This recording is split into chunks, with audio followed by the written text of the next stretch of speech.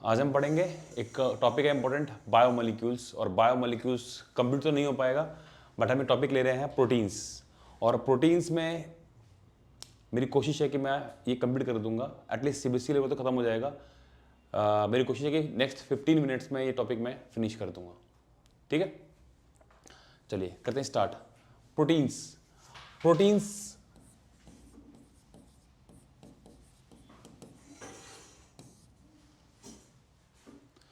Proteins क्या है और हमें इसकी क्या बॉडी में क्यों रिक्वायरमेंट इसकी है, तो आप सभी ने पढ़ा हुआ है, या जो बॉयज़ हैं सारे जिम वगैरह भी जा रहे हैं तो आप देखते हो कहते हैं जी प्रोटीन की नीड है, प्रोटीन की नीड है। ठीक है, तो ये प्रोटीन की नीड है। प्रोटीन के लिए क्या चाहिए? लाइफ को मेंटेन करने के लिए, उसकी उसकी बॉडी जो है हमारी, उसको मेंटेन करने के लिए और उसकी ग्रोथ के लिए आपको ज़रूरत पड़ती है किसकी? प्रोटीन्स की। तो प्रोटीन्स क्या होते हैं? प्रोटीन्स होते हैं पॉलीमर। किसके पॉलीमर होते हैं? अल्फा अमीनो एसिड्स के पॉलीमर होते हैं। तो प्रोटीन्स आर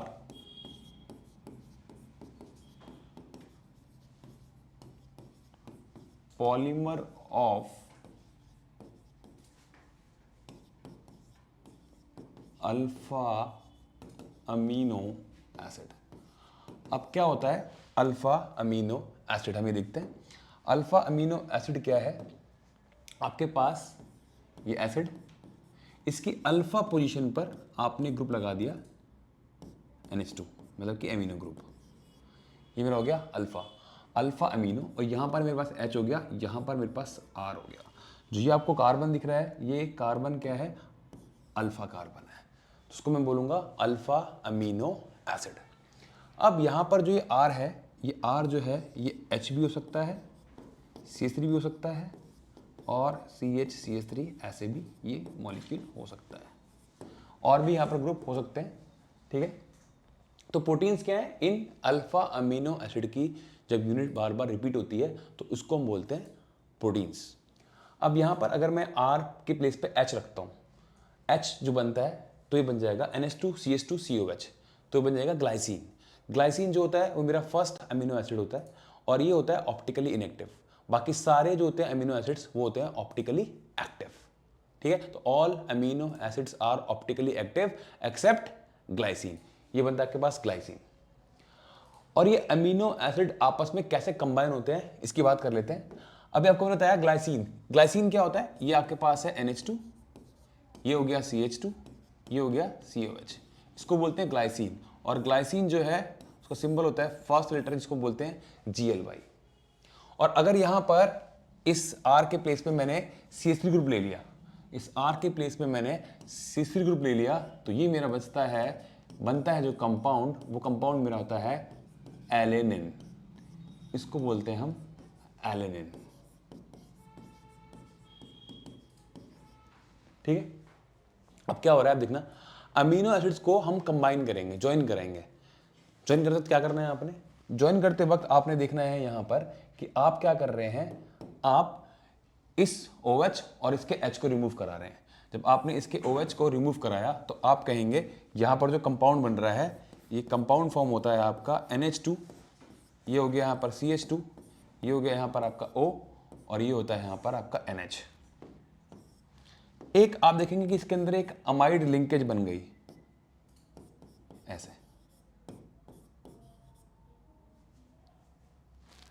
यहाँ पर मैंने कहा था कि CH आपको लेना था, यहाँ पर CH3। ठीक है, तो ये आपका यहाँ पर एक लिंकेज बन गई, इसको आपने बोला था ऐसा। इसमें एक लिंकेज बन रही है, आपको दिख रहा है जो ये जो लिंकेज है, इस लिंकेज को हम बोलते हैं पेप्टाइड लिंकेज। तो क्वेश्चन आता है बोर्ड में, CBSE बोर्ड में, कि व्हाट इज पेप्टाइड लिंकेज। तो क्या बताएंगे? पेप्टाइड लिंकेज क्या है? ये वो लिंकेज है जिसके through two amino acids combine होते हैं। The linkage through which two amino acids are combined together is known as peptide linkage. ठीक है, द पेप्टाइड लिंकेज क्या है? कौन सी linkage? Amide linkage. The amide linkage through which two amino acids are joined together is called peptide linkage. अभी मैंने बनाया एक पेप्टाइड बॉन्ड बनाया, यहां से आप करेंगे तो एक और बन जाएगा पेप्टाइड बॉन्ड, फिर और नोट्स आती रहेंगी बार बार, तो आप बोलेंगे अगर एक और बनता है बॉन्ड तो आप बोलेंगे डाइपेप्टाइड है, और आता है तो बोलेंगे ट्राइपेप्टाइड है, और जब बहुत सारे ऐसी लिंकेज होती हैं उसको बोलते हैं पॉलीपेप्टाइड है। तो अभी को क्लियर हो गया यहाँ पर कि अमीनो एसिड से प्रोटीन बन फॉर्म होते हैं और कैसे वो कंबाइन होते हैं, वो लिंकेज होती है हमारी पेप्टाइड लिंकेज। डायरेक्ट बोर्ड में क्वेश्चन आता है पेप्टाइड लिंकेज का, ये आपको क्लियर हो गया, इसका आंसर आप दे पाएंगे। नेक्स्ट देखते हैं हम, अगर मैं अमीनो एसिड को हम अमीनो एसिड को वाटर में ऐड करते हैं, ठीक है, ये मेरे पास क्या है, ये अमीनो एसिड है और जिसको मैंने वाटर में लिया, सॉल्यूशन में लिया, तो ये क्या करता है, ये एसिडिक है, ठीक है, तो H आयन को रिलीज करता है, और ये बेस है तो ये H को एक्सेप्ट करता है। जब H को एक्सेप्ट करेगा it will form NH3 positive, और ये आपका फॉर्म हो जाएगा COO नेगेटिव। अब इसमें दिख रहे हैं, इसमें दो पोल बन रहे हैं, एक पॉजिटिव पोल और एक नेगेटिव पोल। एक पॉजिटिव पोल है, एक नेगेटिव पोल है, उसको बोलेंगे आप डाईपोलर। तो ये डाईपोलर इन नेचर हो गया, पहली चीज डाईपोलर इन नेचर हो गया, और डाईपोलर बोलते हैं इसको, और इसको हम कह सकते हैं, मैं स्कोर अप करके हम कह रहे हैं कि ये डाईपोलर है, तो डाईपोलर है ये, और बोलते हैं इसको ज्विटर आयन बोलते हैं हम, तो हम इसको बोलते हैं ज्विटर आयन और बोलते हैं डाईपोलर। और ये डाईपोलर जो है ये दिखाता है हमारे को एम्फोटेरिक नेचर, मतलब कि ये एसिड और बेस दोनों की तरह काम करेगा। और क्वेश्चन आता है, ये क्वेश्चन एनसीईआरटी में ही है कि give two reaction to show amphoteric nature of amino acid. तो क्या करना है आपने, इसका रिएक्शन करना है एक बार आपने OH माइनस के साथ, मतलब बेस के साथ। जब रिएक्शन कर रहे हैं आप इसका बेस के साथ, तो क्या होगा, बेस यहां से H को रिमूव कराएगा और ये फॉर्म हो जाएगा NH2CHrCO माइनस। जब ऑपरेशन कर रहे हैं इसका बेस के साथ, तो वो इसके एसिडिक नेचर को शो कर रहा है। और अगर मैं इसकी रिएक्शन करता हूं यहां पर, मैं इसकी रिएक्शन करूं किसके साथ, एसिड के साथ, तो वो इसके बेसिक नेचर को दिखाता है। तो क्या हो जाएगा, अब बेस जो ये होगा H प्लस, ये इस CO नेगेटिव पे अटैच हो जाएगा, तो ये फॉर्म हो जाएगा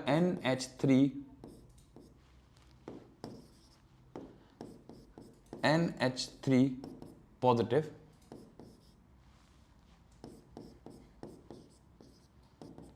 और ये आपका फॉर्म हो जाएगा CHrCOH।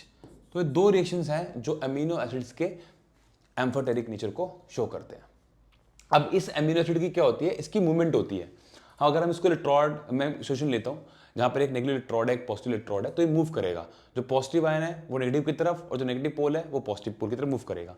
लेकिन एक ऐसा पीएच होगा जहाँ पे इसकी मूवमेंट नहीं होगी, ठीक है। The pH at which no net migration of alpha amino acid take place is known as isoelectric point. तो ध्यान रखना आपने, आइसोइलेक्ट्रिक पॉइंट क्या होता है, और आइसोइलेक्ट्रिक पॉइंट पर, उस पीएच पर जो ज्यूटर आयन है उसकी जो कंसंट्रेशन होती है वो मैक्सिमम होती है, ठीक है। तो डेफिनेशन आपको पता होनी चाहिए, आइसोइलेक्ट्रिक पॉइंट की डेफिनेशन क्या होती है। यहां पर एक बात और समझते हैं, क्लासिफिकेशन ऑफ अमीनो एसिड्स की। यहां पर आपने देखा कि यहां पर आप देख रहे हैं कि COH ग्रुप है और NH2 ग्रुप है, तो इनके ग्रुप के बेस पर इसको हमने 3 पार्ट्स में डिवाइड करा, ठीक है। कौन कौन से पार्ट वो बनते हैं देख लेते हैं हम लोग। क्लासिफिकेशन ऑफ अमीनो एसिड को देखते हैं हम। तो क्लासिफिकेशन ऑफ अमीनो एसिड में हम यहां पे पढ़ लेते हैं, classification of amino acid, classification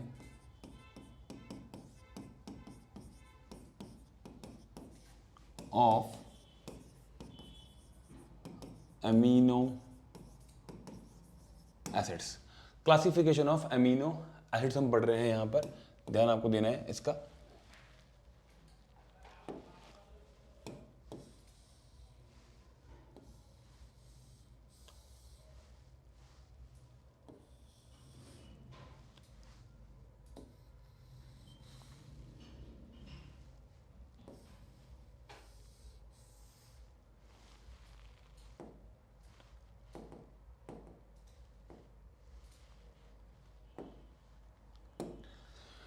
हम बात करते हैं क्लासिफिकेशन में, तो हम फर्स्ट यहाँ पे मैं फिर से लिखता हूँ आप लोगों के लिए, क्लासिफिकेशन ऑफ अमीनो एसिड्स।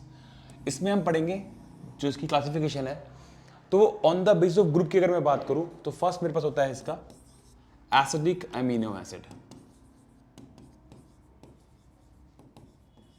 एक होता है हमारे पास बेसिक अमीनो एसिड, और हमारे पास होता है न्यूट्रल अमीनो एसिड।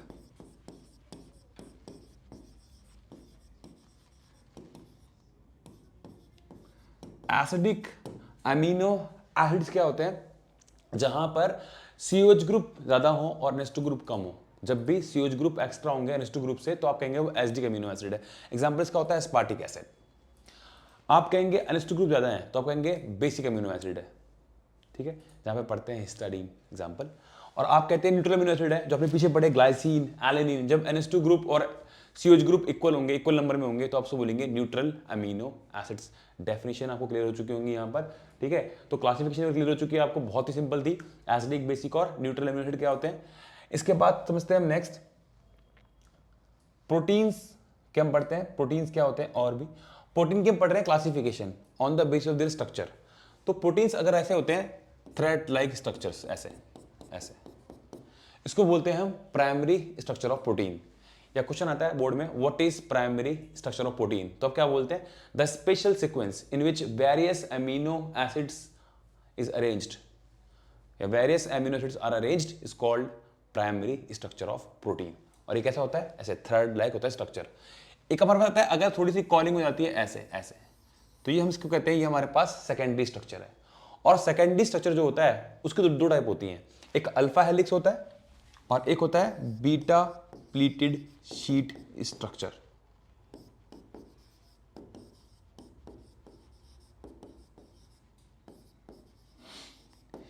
सेकेंडरी की दो टाइप और भी आपको बता दिए हैं, अल्फा हेलिक्स और beta pleated sheet structure.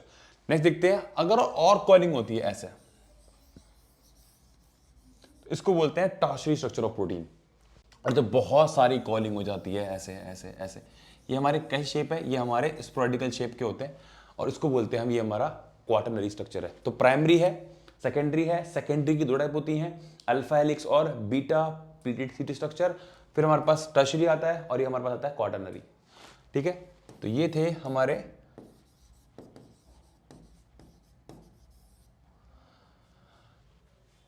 On the basis of structure protein की थी classification, primary, secondary, tertiary, quaternary. और यहाँ से क्या क्वेश्चन आएंगे? पहला क्वेश्चन यहाँ से आएगा, what is primary structure of protein, जो कि आपको मैंने क्लियर कर दिया था। The special sequence in which various amino acids are arranged is called primary structure of protein. और यहाँ पर आता है सेकेंडरी स्ट्रक्चर की टाइप क्या होती है, तो अल्फा हेलिक्स और आपका होता है बीटा प्लीटेड शीट स्ट्रक्चर। जहां पर फर्क दोनों में आता है हार्डन बॉन्डिंग का, इसमें होती है इंटरमोलेकुलर हार्डन बॉन्डिंग और इसमें होती है इंट्रामोलेकुलर हार्डन बॉन्डिंग। स्ट्रेच्ड बॉन्डिंग बनती है इसके अंदर, बीटा स्ट्रक्चर के अंदर। डायग्राम आप देख सकते हैं एनसीईआरटी में, अच्छे से आपको और क्लियर हो जाएगा। नेक्स्ट देखते हैं, नेक्स्ट हम देखते हैं ग्लोबुलर प्रोटीन और फाइब्रस प्रोटीन। जो आपने देखे स्पोरेडिकल शेप के स्ट्रक्चर थे, उनको हम बोलते हैं कि वो ग्लोबुलर प्रोटीन है। और जो हमारा थ्रेड लाइक जो था स्ट्रक्चर, जो प्राइमरी था, उसको हम बोलते हैं कि वो क्या है? वो प्राइमरी स्ट्रक्चर ऑफ प्रोटीन है। ठीक है, जो प्राइमरी है वही फाइब्रस है, जो सेकेंडरी, टर्शियरी और क्वाटरनरी है वो ग्लोबुलर प्रोटीन है। तो फर्स्ट पॉइंट में लिखते हैं फाइब्रस में, फर्स्ट पॉइंट,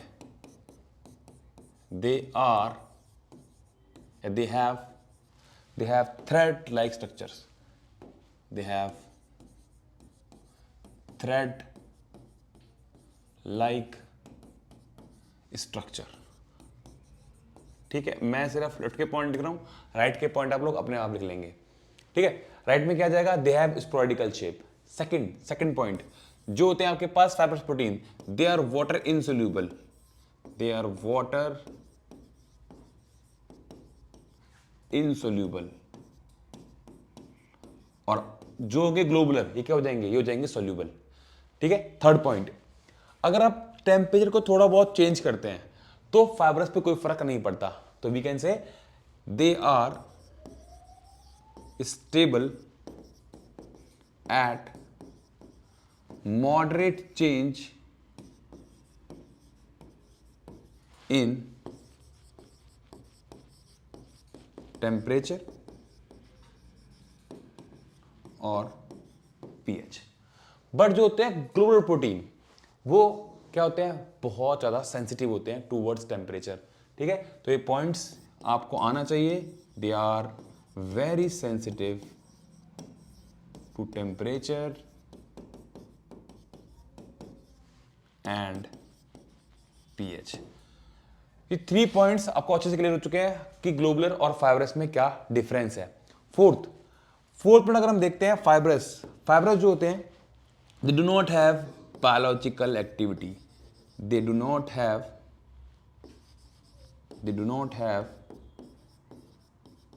बायोलॉजिकल एक्टिविटी।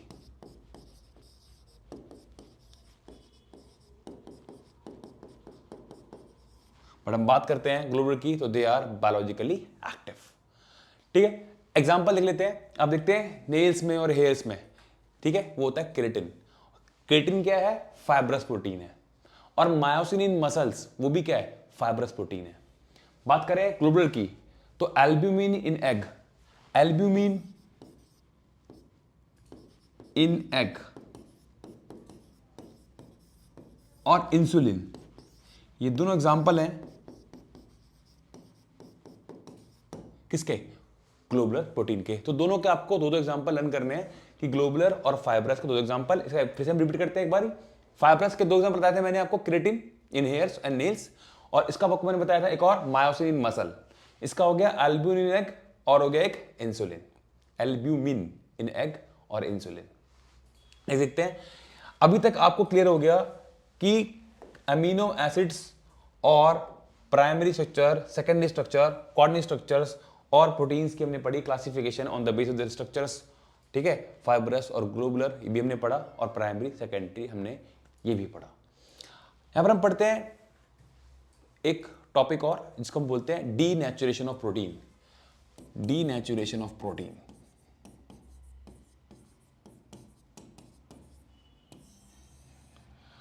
क्या होता है?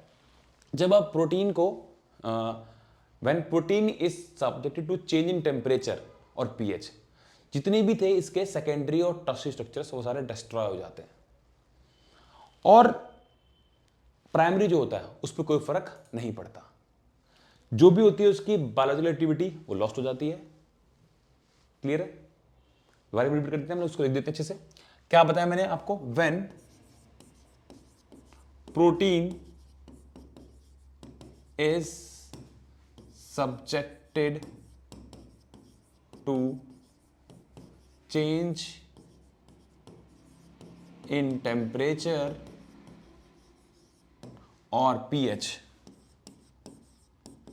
then secondary and tertiary structure, और quaternary भी आ जाएगा इसके अंदर, ठीक है, secondary, tertiary and quaternary structure of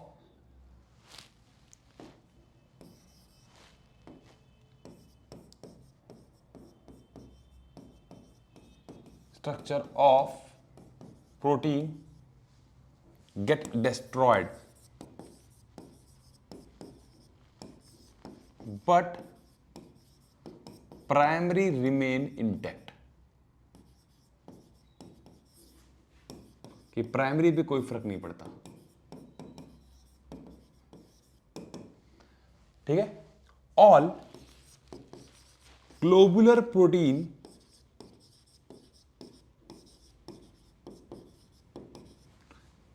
convert into fibrous protein। जितने भी ग्लोबुलर प्रोटीन होंगे वो फाइब्रस में कन्वर्ट हो जाएंगे, and protein lost its biological activity. Protein lost its biological activity. और हम पढ़ेंगे इसके दो एग्जाम्पल, एक आप पढ़ते हैं कर्डिंग ऑफ मिल्क और एक आप पढ़ते हैं कोगुलेशन ऑफ एग। जो बॉइल्ड एग आप खाते हैं, वो जो प्रोटीन हमारा होता है वो कैसा प्रोटीन होता है? डीनेचर्ड प्रोटीन वो होता है। ठीक है, जो बॉइल्ड एग आप खाते हैं, तो ये अपने लर्न रखना है, डीनेचुरेशन क्या होता है, नेटिव प्रोटीन क्या होता है, और प्राइमरी स्ट्रक्चर ऑफ प्रोटीन क्या होता है। ठीक है, इसके बाद हम सारे काम यहाँ पर कर चुके हैं। तो जैसा को मैंने कहा था कि प्रोटीन्स हम आज फिनिश कर देंगे, और ये मैंने सिर्फ सीबीएसई कवर करा है यहाँ पर प्रोटीन्स अभी।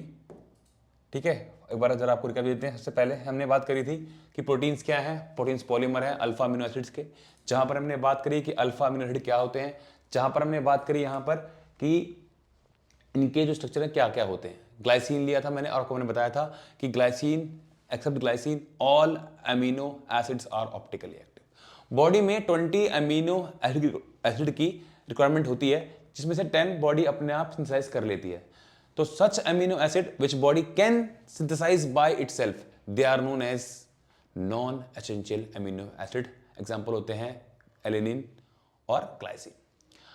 और ऐसे अमीनो एसिड्स जो बॉडी अपने आप सिंथेसाइज नहीं कर पाती, such amino acids which body can not synthesize by itself they are known as essential amino acids. Example होते हैं ल्यूसिन और आइसोल्यूसिन। और ये बॉडी को लेने पड़ते हैं डाइट के थ्रू, एक्सटर्नल कुछ खाना पड़ेगा तो ही बॉडी को वो मिलेगा। ठीक है, तो essential and non essential amino acids ये भी आप अच्छे से पढ़ लेना, यहाँ पर वो भी मैंने भी कवर कर दिया है।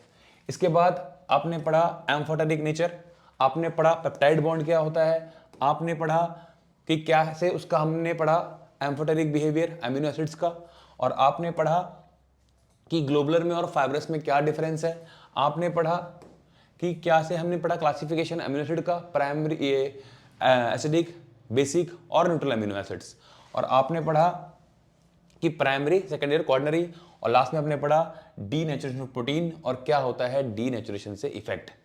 ठीक है, यहाँ पर बेसिकली मैं आपका एनसीईआरटी एक्सरसाइज जो है, एनसीईआरटी जो बुक है वो मैं कवर कर चुका हूँ। इतना ही करेंगे, नेक्स्ट क्लास में फिर हम करेंगे एक दिन कार्बोहाइड्रेट और हम पढ़ेंगे साथ में न्यूक्लिक एसिड। आज के लिए इतना है, फिर मिलते हैं नेक्स्ट वीडियो में। Thank you.